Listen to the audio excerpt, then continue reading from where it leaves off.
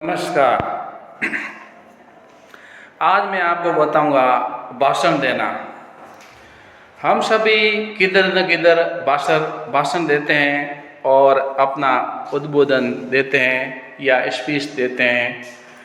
जो भी नेता लोग भी देते हैं, विद्यार्थी भी देते हैं और कुछ कम्युनिटी के अध्यक्ष, उपाध्यक्ष, सदस्यगण भी देते हैं। तो मैं आज आपको बताऊंगा भाषण देने के बारे में, भाषण देने की कलाएं। तो भाषण कैसे देते हैं? कुछ लोग भाषण देने के लिए भाषण को लिखते हैं, एक एक पॉइंट को लिखते हैं और फिर उसके बाद में उसको याद करते हैं, रटते हैं और उसमें रटने में काफ़ी टाइम लग जाता है, भाषण को रटने में।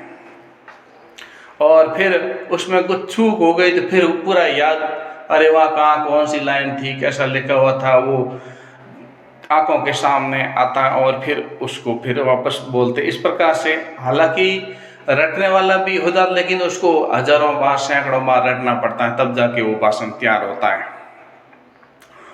तो ये बात भाषण के बारे में। तो आप मेरे को, आपका मेरा ये स्पीच अच्छा लगे तो लाइक कीजिएगा और चैनल पर नए हैं तो सब्सक्राइब कीजिएगा और वीडियो को शेयर भी कर सकते हैं।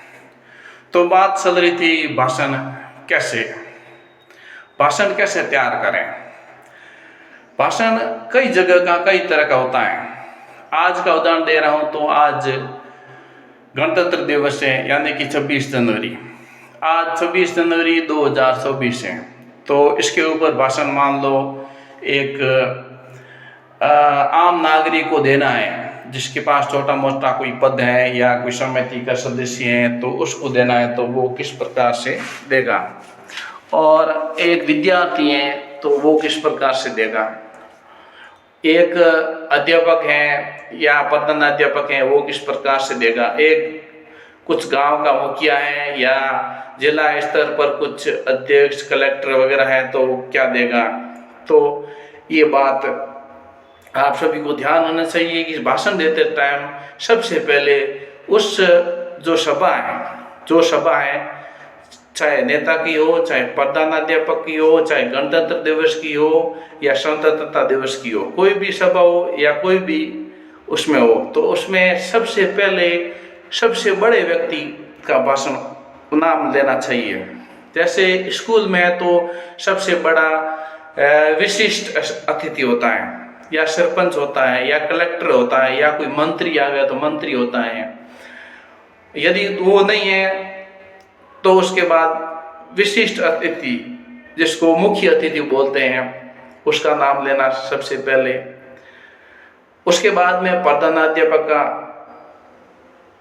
लेना, उसके बाद में बाकी सहयोगी अध्यापकों का लेना, उसके बाद में कोई बड़ा आदमी है गांव का, उसका नाम भी ले सकते हैं या बुजुर्गों करके भी संबोधित कर सकते हैं, और साथियों को संबोधित कर सकते हैं, भाइयों और बहनों, साथियों और महिलाओं और बच्चों और बूढ़े और बच्चों और सम्मानित सज्जनों। इस प्रकार से अच्छे अच्छे शब्द यूज करना चाहिए भाषण में। विशिष्ट जनों, हालांकि मोदी जी तो सीधा भाइयों और बहनों बोलते हैं, लेकिन ये जब 5-6 लाइनों का जो संबोधन रहता है, जैसे प्रधानाध्यापक का है तो वो बोलेगा तो कि परम आदरणीय मुख्य अतिथि महोदय और मेरे सहयोगी अध्यापकगण और बाहर से पधारे हुए विशिष्ट मेहमानजनों और प्यारे बच्चों। इस प्रकार से प्रधानाध्यापक होता है। जैसे कोई लड़का भाषण दे रहा है 8th क्लास का, 10th क्लास का, 12th क्लास का, तो वो भी वैसे ही बोलेगा जैसे प्रधानाध्यापक ने बोला।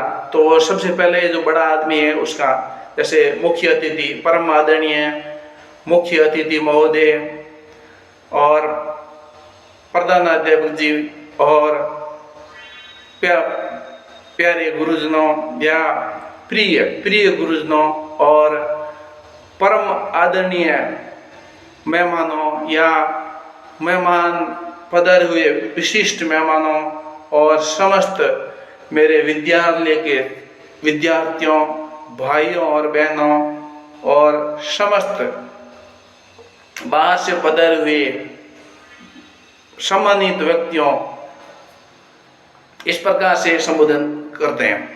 और उसके अलावा कोई नेता है तो वो कैसे करता है, तो वो तो वहाँ का विशिष्ट अतिथि है, तो उसके लिए तो सब छोटे हैं, लेकिन फिर भी वो अपने से जो बड़ा है, अपने से जो छोटा है उसका नाम लेगा। तो विशिष्ट मान लो मंत्री है या कुछ MLA MP है या कुछ समिति का अध्यक्ष पदाधिकारी है, तो वो भी ऐसे ही बोलेगा।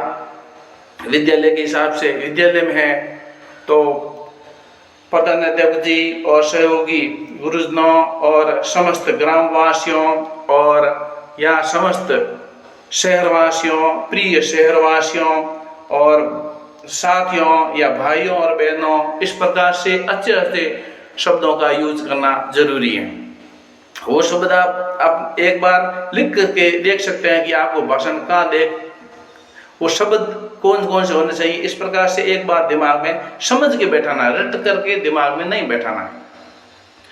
दूसरा बात इसमें रहता ये है कि भाषण के बाद में क्या है। भाषण के बाद में अपन जिस चीज के लिए भाषण दे रहे हैं तो उसको ध्यान रखना जरूरी है।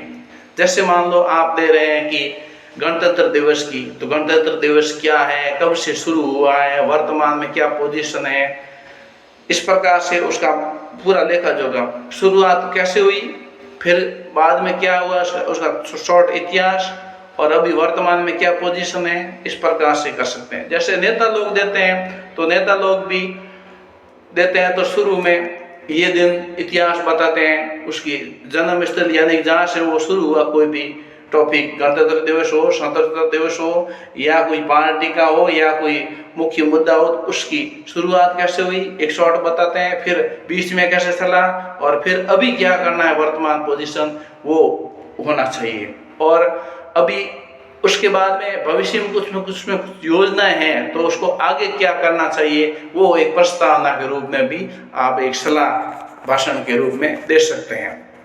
इस प्रकार से ये भाषण देने की स्टाइल होती है। उसके साथ में भाषण में स्पष्ट शब्दों का होना बहुत जरूरी है। ऐसा नहीं है कि हड़बड़ाहट में क्या बोलना और क्या बोल दिए। जैसे कुछ लोग नेता लोग बोलते हैं जिनका मैं नाम नहीं लेना चाह रहा, लेकिन बोलते क्या और मुंह से क्या निकल जाता है, तो ये एक बहुत बड़ी समस्या है। उसको आप बोलने की कई बार उसको बोलकर प्रैक्टिस कीजिए कि मैं बोल सकता हूँ कि नहीं बोल सकता हूँ। इस प्रकार से जब आप अभ्यास करेंगे तो उसमें आप पारंगत हो पाएंगे। तो ये था एक भाषण देने की कला।